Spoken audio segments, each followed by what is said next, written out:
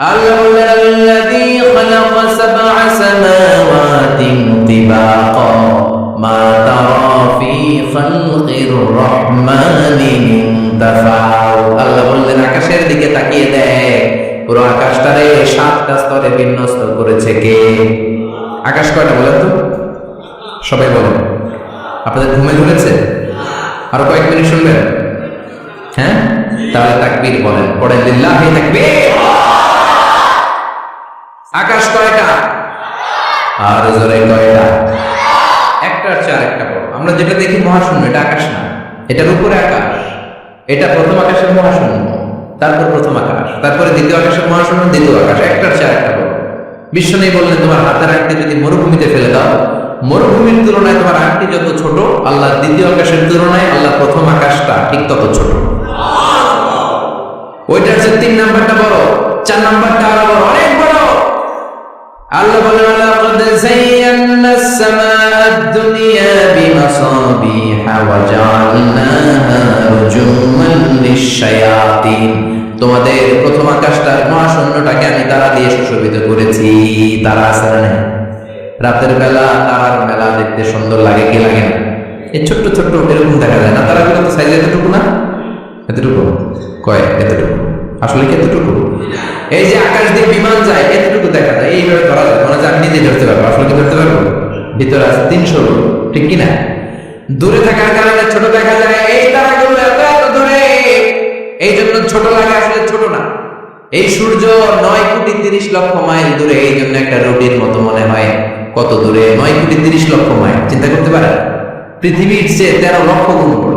তার মানে 13 লক্ষটা পৃথিবী সূর্যের ভেতরে রাখার জায়গা আছে না নেই? তার মানে কি সূর্যই সবচেয়ে বড় না? আরো প্রক্সিমা সেন্ট্রাই, আলফা সেন্ট্রাই এ, আলফা সেন্ট্রাই বি, এটা ক্যারিনা বেটেলজিউস, সব আমরা। চলেন আমরা পৃথিবীর সবচেয়ে কাছের তারা থেকে একটু ঘুরে আসি। কে কে যাবেন? হাত তোলেন। 1 জন, 2 জন, 3 জন, 4 জন। বাহ, সাহস বাড়তেছে খালি। সবাই তোলে এখন। যাবেন সবাই? যান, আমি ওয়াজ করতেছি, আপনারা চলে যান। প্রথম তারাতে যান। আমার সাথে যাবেন? আচ্ছা, চলেন চলেন প্রথম তারাতে যাই। আমাদের সবচেয়ে কাছের তারার নাম প্রক্সিমা সেন্ট্রাই। এইটাতে আমরা সবাই মিলে যাবো ইনশাআল্লাহ। করো। আরে জান্নাতে গেলে কত তারা পিছনে ঘুরবে, ঠিক কি না? এটা কত দূরে জানেন? 4.23 লাইট ইয়ার, 4.23 আলোকবর্ষ দূরে। তার মানে অনেক দূরে। এখন কি দিয়ে যাবেন এটা আপনারা ডিসাইড করেন। কি দিয়ে যাবেন? যারা যারা যাবেন রিক্সায় যাবো? সব বোনা আসো, সাহস তো কম না। প্লেনে না, চলবে না, প্লেনে যাওয়া যায় না, মাথায় শক্তি ভেদ করা যায় না। রকেট লাগবে, স্পেস শাটল, মহাকাশযান লাগবে, স্পেস ক্রাফট। স্পেস ক্রাফট বুঝতে কঠিন হলে আমি বলবো রকেট। রকেট দিয়ে আমরা যাবো। সবচেয়ে দ্রুত যে রকেটটা দিয়ে বিজ্ঞানীরা গিয়েছিল চাঁদে, অ্যাপোলো 11 এটার নাম। চাঁদে নেমেছে 1969 সালে Neil Armstrong, Edwin Aldrin, Michael Collins, এরা গিয়েছিল। এবার আমরা কোথায় যাব? পৃথিবীর সবচেয়ে কাছের তারা প্রক্সিমা সেন্ট্রাইতে যাব, 4.23 লাইট ইয়ার দূরে। এই যানবাহনটা কত দ্রুত চলে এটা একটু শোনেন। এই স্পেস শাটল অ্যাপোলো 11 এটা সেকেন্ডে চলে 11 কিলোমিটার বেগে, মিনিটে চলে 660 কিলোমিটার বেগে, ঘন্টায় চলে 39,000 কিলোমিটার বেগে। সুবহানাল্লাহ বাড়িতে যে বলবেন। একটা মহাকাশ যান 39,000 কিলোমিটার বেগে ছুটে, কেন ইমাজিন? এটা কি কল্পনা করা যায়? কল্পনা করা যায়?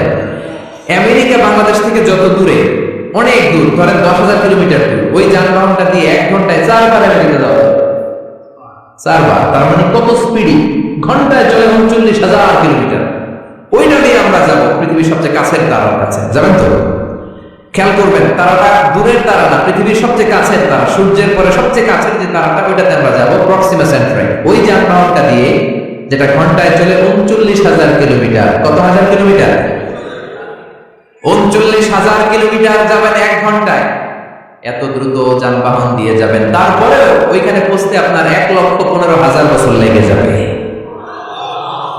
যেটা ঘন্টায় চলে 39,000 কিলোমিটার বেগে, এটা দিয়ে যদি সবচেয়ে কাছের তারাটাতে আমরা ভিজিট করতে চাই, ঘুরতে যেতে চাই, আমাদের লেগে যাবে 1,15,000 বছর। তার মানে গ্রিক সভ্যতার সময়ে যদি কেউ ট্রাভেল শুরু করে, আজকে পুরো ট্রাভেলের 4% কমপ্লিট হবে না। সুবহানাল্লাহ বলবেন না?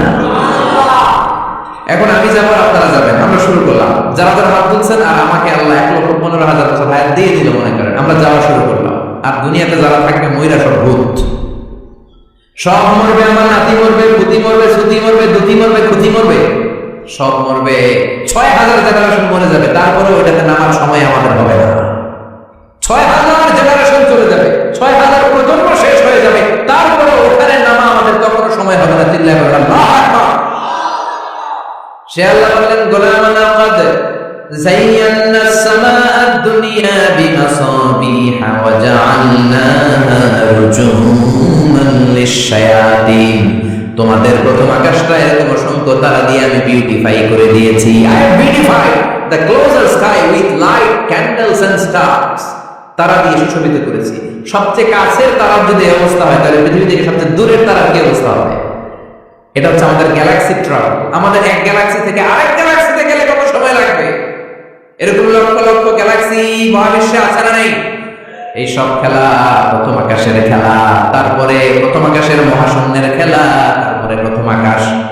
আমেরিকার নাসার বিজ্ঞানীরা কিয়ামতের আগের দিন পর্যন্ত প্রথম আকাশের মহাশূন্যের কিনারা খুঁজে পাবে না, ঠিক কিনা? প্রথম আকাশ তো অনেক দূরে, প্রথম আকাশ তো অনেক দূরে, প্রথম আকাশের মহাশূন্যের কোনো কুল কিনারা খুঁজে পাবে না, ঠিক কিনা? এবার আল্লাহ বললেন, গোলাম দেখো আমার পাওয়ার কত। ওয়াসিররু কাওলাকুম আও জাহারু বিহি ইন্নাহু আলিমুম বিযাতিস সুদূর। গোপনে বলো, প্রকাশ্যে বলো, কেউ না শুনলেও শুনে কে? জোরে বলেন, শুনে কে? লাইট অফ করে, দরজা বন্ধ করে, পর্দা নামিয়ে, জানলা বন্ধ করে রাতের বেলা পাপ করলেন, কেউ দেখে নাই, দেখলো কে? কেউ যেটা দেখে না দেখে কে? কেউ যেটা শোনে না শোনে কে? কেউ যেটা পারে না পারে কে? সব দেখেন, সব জানেন, সব দেখেন তিনি। সবার চোখ ফাঁকি দিয়ে দিতে পারবেন। শিক্ষকের চোখ ফাঁকি দিয়ে ছাত্রগুলো বের হয়ে যায়, বাবা মায়ের চোখ ফাঁকি দিয়ে বয়ফ্রেন্ডের সাথে দেখা করার জন্য মেয়েগুলো বের হয়ে যায়, পুলিশের চোখ ফাঁকি দিয়ে লোকজন অন্যায় করে, র্যাবের চোখ ফাঁকি দেয়, বিমানবন্দরের কাস্টমস অফিসারের চোখ ফাঁকি দেয়, পরীক্ষার হলে ছাত্ররা ম্যাজিস্ট্রেটের চোখ ফাঁকি দেয়, কিন্তু আল্লাহর চোখ ফাঁকি দেয়া যায় নাকি? লা তুদরিকুল আবসার ওয়া হুয়া ইউদরিকুল আবসার ওয়া হুয়াল লাতীফুল খাবীর। কোন চোখ আমারে দেখে না, আমার চোখ দুনিয়ার সবাইরে দেখে। তিনি কে? আবার আল্লাহ বলেন, ওয়াল্লাযী জাআলা লাকুমুল আরদা যালুলা।